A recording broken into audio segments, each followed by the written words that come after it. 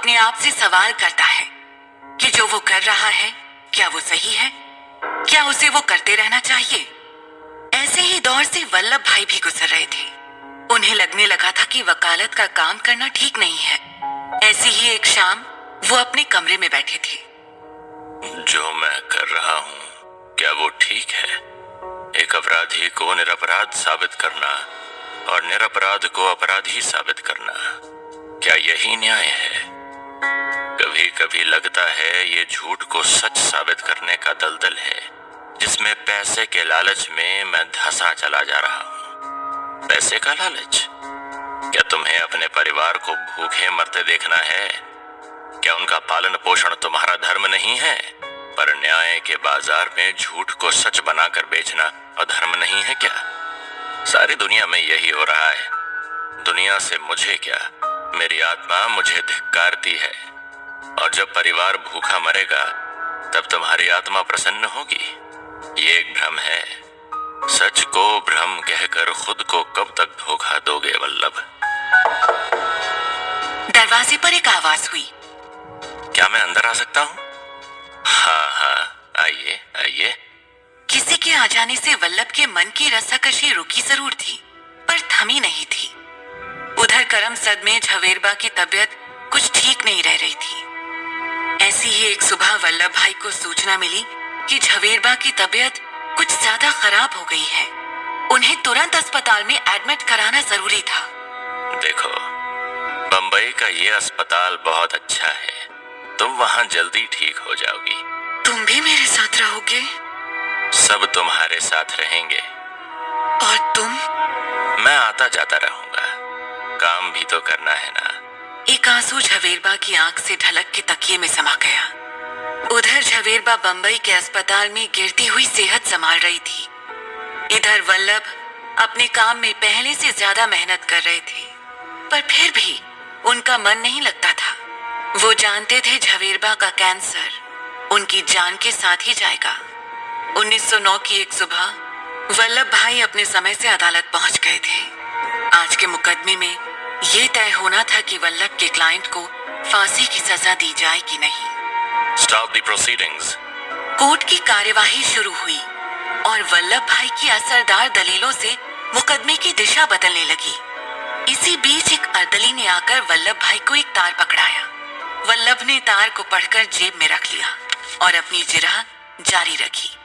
And that's my lord is my submission that my client is innocent and not guilty. After examining all the documents, evidence and listening to the parties and testimonies, the court has decided to acquit the prisoner of all charges. सरदार एक बार फिर फांसी के फंदे तक गए हुए व्यक्ति को अपने तेज दिमाग के दम पर निर्दोष साबित करने में कामयाब हुए थे, पर उनके चेहरे पर खुशी के कोई भाव नहीं थे। उनके मुंशी ने उनसे पूछा, साहब, हम मुकदमा जीत गए, पर आप खुश दिखाई नहीं देते। सब ठीक है ना? वल्लभ ने कोई जवाब नहीं दिया। वो तेजी से अपना सामान समेटने लगे। तार में क्या लिखा है वल्लभ? मेरी पत्नी अब इस दुनिया में नहीं रही।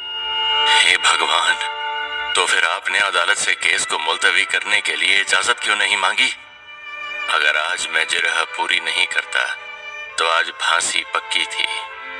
अब एक तो भगवान के घर जा चुकी, तो क्या दूसरे की जान भी चले जाने देता?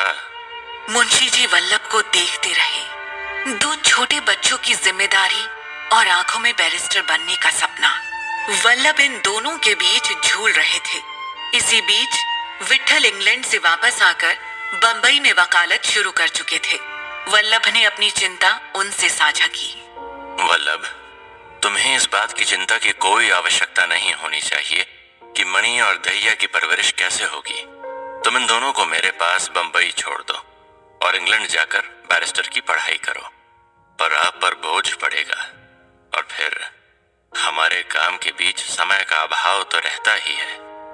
अपने बच्चों का कैसा बोझ, और उल्टा बोझ तो मुझ पर है कि तुमने मुझे अपनी जगह इंग्लैंड जाने का मौका दिया। आज मैं जो भी हूँ तुम्हारी वजह से हूँ। रही बात बच्चों की पढ़ाई लिखाई की, तो उनका दाखिला सेंट मैरिस में करा देता हूँ। वहाँ वार्डन मिस विल्सन उनका ख्याल अच्छे से रखेंगी और मैं तो हूँ ही। वल्लभ भाई की चिंता तो नहीं मिटी, पर बड़े भाई की बात से उन्हें संतोष हो गया। उन्होंने इंग्लैंड जाने की तैयारी शुरू कर दी और जल्द ही उन्हें इंग्लैंड के मिडिल टेम्पल एंड कॉलेज में एडमिशन मिल गया। अगस्त 1910 में वो कॉलेज पहुंचे। अपने व्यवहार और लगन से उन्होंने जल्द ही अपने आसपास के लोगों का दिल जीत लिया। लाइब्रेरी में सुबह से शाम कब होती पता ही नहीं चलता, और ऐसी ही मेहनत से पटेल ने 3 साल का कोर्स केवल 2.5 साल में पूरा कर लिया। इंग्लैंड में ऐसे कई मौके आए जब वल्लभ को मांस मदिरा के सेवन की सलाह दी गई, पर वल्लभ अपने धर्म पर बने रहे। समय ने करवट ली और वल्लभ बैरिस्टर बनकर वापस आ गए। उन्होंने अपना ठिकाना अहमदाबाद को बनाया। उनकी वकालत पहले से भी बेहतर ढंग से चल निकली। उनका नाम समाज में चारों ओर गूंजने लगा। उधर बड़े भाई विट्ठल भाई की पत्नी 1915 में गुजर गई। उन्होंने आजीवन देश की सेवा करने का व्रत ले लिया। इधर पूरे परिवार की जिम्मेदारी पटेल पर आ गई। पटेल में लगन की कोई कमी ना थी, पर अंदर वो परेशान हो रहे थे। एक शाम वही पुरानी परेशानी उभर आई। मन में वल्लभ के 2 अक्स एक दूसरे से सवाल जवाब करने लग गए। ये मन की अदालत थी। अब तो मेरे पास पहले से बेहतर जिंदगी, ज्यादा सम्मान, ज्यादा पैसा है, फिर भी मेरे भीतर खालीपन क्यों है? क्या कुछ छूट रहा है? तुम फिर से भ्रम के जाल में फंसने जा रहे हो। पाप ही तो है मेरे। झूठ का व्यापार करता हूँ, इसलिए मेरी पत्नी मुझे छोड़कर चली गई। वो भगवान का विधान था।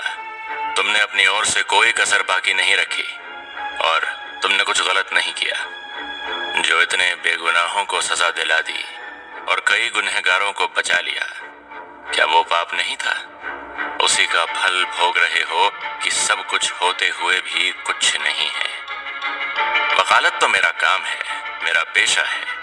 यदि उसे ठीक से न करूंगा तो वो अधर्म होगा, पाप होगा। और इस देश के अनगिनत लोगों का क्या, जो न्याय के लिए अपने देश के व्यक्ति पर भी भरोसा नहीं कर सकते, क्योंकि वो सत्य के लिए नहीं, पैसे के लिए काम करता है। तुमसे अच्छे तो विट्ठल भाई रहे। सब छोड़कर देश सेवा का व्रत ले लिया। अगर मैं भी देश सेवा करूंगा तो परिवार भूखा मर जाएगा। वल्लभ भाई ने इसी कश्मकश में एक सिगरेट जला ली और कुछ ब्रिज खेलने गुजरात क्लब की ओर बढ़ चले। वो अक्सर वहां जाया करते थे। रमेश भाई, आज क्लब में कुछ ज्यादा ही भीड़ है। कोई खास वजह? आज गांधी जी आ रहे हैं। तो ऐसी क्या खास बात है गांधी में कि सब उधर ही जा रहे हैं? उनके अहिंसा के सिद्धांत, सत्य का रास्ता और उनकी ईमानदारी, शोषित पिछड़े लोगों की भलाई के लिए उनकी बहुत सी योजना है। यहाँ तक कि वो जाति पाति के भेद मिटाने को तत्पर हैं। इतना काफी है या और बताऊं उनके बारे में? और इन सब से क्या करेंगे वो? आजादी दिलाएंगे? क्या ये संभव है? मुझे नहीं लगता। इतने में गांधी जी आ गए। सारे लोग उनके पीछे चल दिए। अरे आप खेल छोड़कर कहाँ चल दिए रमेश भाई? गांधी जी से मिल लीजिए आप भी। सारी दुविधा और शंका दूर हो जाएगी। ठीक है, मिल लेते हैं। वल्लभ भाई गांधी जी से मिलने की बात बोल तो चुके थे, पर उन्हें इस बात का एहसास नहीं था कि इस एक फैसले से उन्होंने अपने भविष्य की दिशा बदल ली है। पर भविष्य तो भविष्य में ही था, और उसमें क्या था जानने के लिए सुनते रहिए सरदार।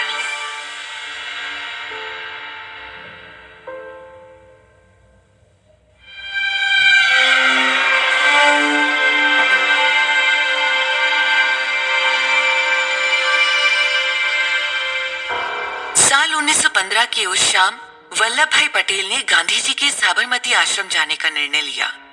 आश्रम पहुंचकर वल्लभ भाई को वहां एक अलग एहसास हुआ। वहां गांधी जी की बातें सुनकर वो बहुत प्रभावित हुए। धीरे धीरे उनका आश्रम आना जाना बढ़ने लगा। साल 1917 में वल्लभ भाई ने बोरसद में भाषण देकर लोगों से गांधी जी के पूर्ण स्वराज आंदोलन में भाग लेने की अपील की। इसी बीच गुजरात में भयंकर बाढ़ आ गई, जिससे किसानों की फसलें तबाह हो गई। साथ ही प्लेग महामारी फैल गई सो अलग, पर अंग्रेजों ने लगान में माफी देने से मना कर दिया और उल्टा लगान 26% से बढ़ा दिया। किसानों के हितों के लिए सभी स्वतंत्रता सेनानी गांधी जी के आश्रम में एक बैठक में शामिल हुए। ये तो बहुत अन्याय है अंग्रेजी सरकार का। इसका विरोध करना होगा। हमें सत्याग्रह आंदोलन करना होगा। मैंने विट्ठल भाई के साथ इसकी जांच करवाई है। किसानों को बहुत नुकसान हुआ है। फिर भी अंग्रेजी हुकूमत मानती है कि फसल 4 आने से ज्यादा हुई है और इसलिए लगान माफी नहीं दी जा सकती, जबकि सच्चाई इसके बिल्कुल विपरीत है। तहसीलदारों और डिप्टी कलेक्टर को आदेश देकर रिपोर्ट में 4 आने की फसल को 6 आने की बताया जा रहा है और ये तो अत्याचार है। किसान हित में इसका विरोध करना होगा। हमें सत्याग्रह करना होगा। बोलो, करोगे सत्याग्रह? हम जरूर करेंगे, हम जरूर करेंगे, हम जरूर करेंगे। पर कोई है जो इस आंदोलन की कमान संभालना चाहे? भीड़ के बीच से वल्लभ भाई पटेल अपनी जगह उठ खड़े हुए।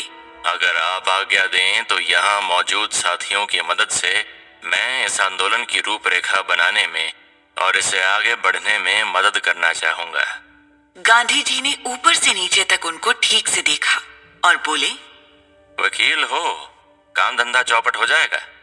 कोई डर नहीं, सोच लो, इसमें कोई लाभ नहीं है, सेवा का लाभ है ना, बहुत है।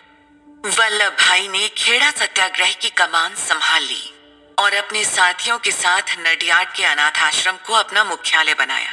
गांव-गांव घूम घूम कर कार्यकर्ताओं को जोड़ा गया और हर एक घर तक सूचना पहुंचाई गई। वल्लभ भाई ने विदेशी कपड़ों का त्याग कर दिया और गांव-गांव जाकर लोगों से प्रतिज्ञा पत्र भरवाए। गांधी जी के अनुरोध के बाद भी सरकार अपने इरादे से टस से मस नहीं हुई और लगान की वसूली चालू रही। कई जगह कुर्की चालू की गई। लोगों ने इसका कोई विरोध नहीं किया। सरकार की नींव हिलने लगी। खेड़ा में मौजूद लोगों के बीच गांधी जी ने भाषण दिया। आप सब जानते हैं कि अंग्रेजी हुकूमत कैसे अत्याचार और अनाचार पर उतर आई है। बाढ़ से हमारी फसलें बर्बाद हो गई हैं। 4 आने से भी कम फसल हुई है, पर सरकार लगान माफ करने की बजाय उसे बढ़ाकर वसूल करना चाहती है। इसलिए सरकार से विनती की थी कि कर वसूली अगले साल तक स्थगित की जाए। इसके बावजूद वसूली बंद नहीं की गई। इसलिए हम इस वर्ष का पूरा कर अथवा जो बाकी है वो कर नहीं देंगे, पर इसकी वसूली के लिए सरकार को जो कानूनी कार्यवाही करनी होगी वो करने देंगे। हम इससे होने वाली परेशानी और दुख को सहन करेंगे। सत्य की खातिर आग्रह पूर्वक ना कहना ही सत्याग्रह है। मैं आपको हक दिलवाऊंगा, पर एक शर्त है। अंग्रेज सरकार भले ही डंडे बरसाए या गोलियां, आप हिंसा नहीं करेंगे। चाहे सरकार जबरदस्ती माल सामान की कुर्की कर ले, तो भी आप हिंसा नहीं करेंगे। यदि हिंसा हुई तो मैं सत्याग्रह छोड़ दूंगा। आप सब ने अहिंसा की प्रतिज्ञा ली है। प्रतिज्ञा तोड़कर मुझे आघात पहुंचाने से अच्छा है रात में आकर मेरी गर्दन काट देना।